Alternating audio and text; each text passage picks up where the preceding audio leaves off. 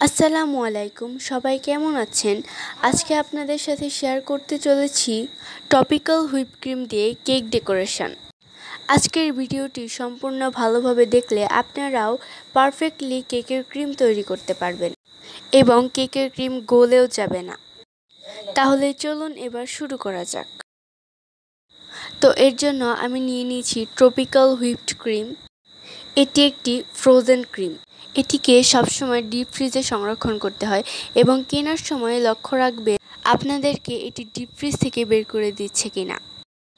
তো ক্রিমটার উপরের দিকে দেখবেন ক্রিমের উৎপাদন তারিখটি লেখা থাকবে।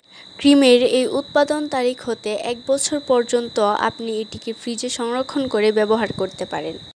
আবার ক্রিমের প্যাকেটের একপাশে দেখতে পাচ্ছেন ক্রিমের ব্যবহার বিধি দেওয়া আছে।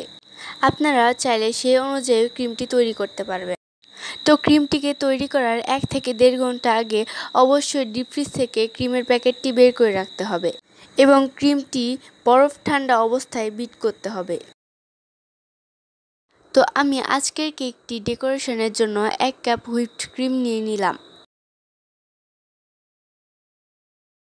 তো এবার ক্রিমটাকে আবার ফ্রিজে সংরক্ষণ করার জন্য ক্রিমের প্যাকেটের মুখটা একটি টিস্যুর সাহায্যে হালকা একটু পরিষ্কার করে স্ট্যাপলার দিয়ে পিন আপ করে নিলাম।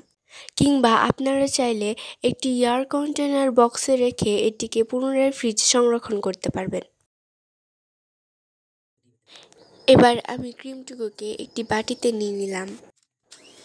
তো বিট করার আগে আরেকটি কাজ করে নিতে হবে। আপনারা যে বাটিতে ক্রিমটা বিট করবেন সেই বাটি এবং বিটারের কাঁটাগুলোকে ডিপ ফ্রিজে রেখে কিছুক্ষণ ঠান্ডা করে নিতে হবে। এর পরিবর্তে আপনারা চাইলে বাটির নিচে বরফ কুচি রেখেও বিট করে নিতে পারেন। তো এভাবেই আমি ক্রিমটাকে বিটারের মিডিয়াম স্পিডে 1 থেকে 1.5 মিনিট বিট করে নিলাম।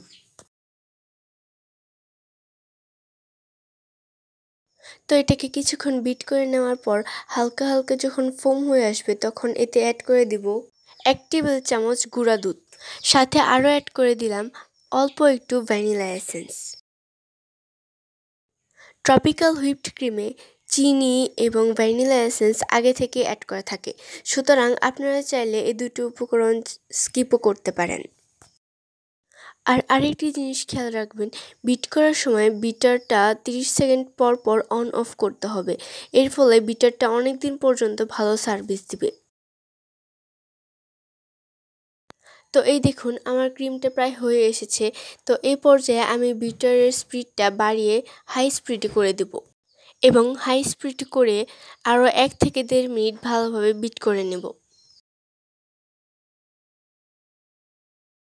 তো এই দেখুন আমার ক্রিমটা একদম তৈরি হয়ে গেছে। আমি একটি চামচের সাহায্যে একটু দেখিয়ে দিলাম আমার ক্রিমটা কতটা স্টিফ হয়েছে। তো এবার আমি ক্রিমটিকে 3টি বাটিতে ভাগ করে নিয়েছি। এবার এই ক্রিমের সাথে আমি লাল এবং সবুজ রঙের ফুড কালার মিশিয়ে দিলাম।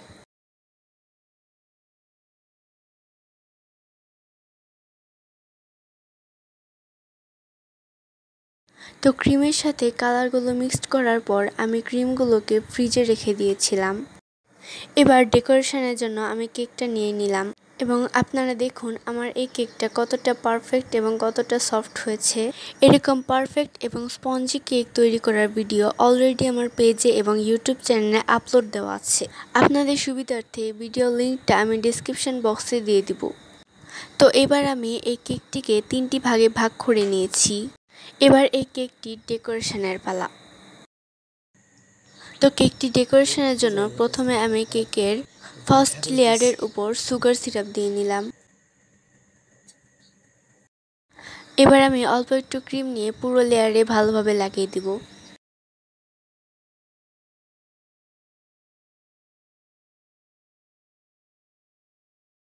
তো এরপর আমি এই লেয়ারটার উপরে কেকের আরেকটি লেয়ার দিয়ে দিব এবং একইভাবে সুগার সিরাপ দিয়ে এই লেয়ারটাতেও ভালোভাবে ক্রিমটা লাগিয়ে নিব।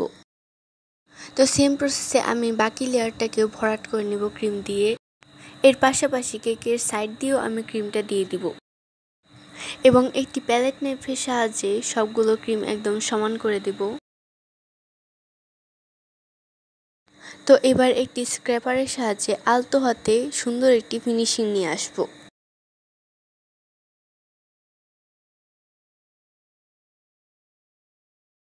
তো আপনারা দেখতেই পাচ্ছেন আমি স্ক্র্যাপারটিকে কেকের সাইড দিয়ে আলতো হাতে ধরে আস্তে আস্তে করে টার্ন টেবিলটা ঘুরিয়ে ঘুরিয়ে একটি সুন্দর ফিনিশিং নিয়ে আসছি এবং উপরের দিক থেকে ফিনিশিং আনার জন্য যে বাড়তি ক্রিমটুকু আছে সেগুলো আমি স্ক্র্যাপারের সাহায্যে আলতো হাতে উঠিয়ে নিচ্ছি। আর আরেকটি বিষয় খেয়াল রাখবেন, কেকটাকে পারফেক্ট করতে হলে কেকটাকে অল্প একটু ক্রাম্পট করে 2 থেকে 3 ঘন্টা ফ্রিজে রেখে সেট করে নিতে হবে। এরপর ফাইনাল ক্রিমটা দিয়ে কেকটাকে একদম কভার করে নিতে হবে।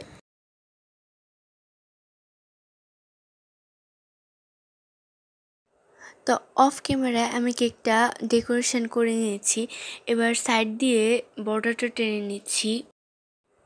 আজকের ভিডিওটি ভালো লাগলে লাইক এবং কমেন্ট করবেন, পাশাপাশি সাবস্ক্রাইব করে পাশে থেকে বেল আইকন বাটনটি প্রেস করে দেবেন। আর যারা ফেসবুক থেকে দেখছেন তারা অবশ্যই ফলো দিয়ে পাশে থাকবেন। তো এই দেখুন আমার কেকটির ডেকোরেশন করা একদম কমপ্লিট। এটি ছিল আমার প্রথম কেক ডেকোরেশন। তো কোনো ভুল ত্রুটি হয়ে থাকলে অবশ্যই ক্ষমার দৃষ্টিতে দেখবেন। তো আজকের জন্য এতটুকুই, দেখা হবে অন্য কোনো ভিডিওতে। আল্লাহ হাফেজ।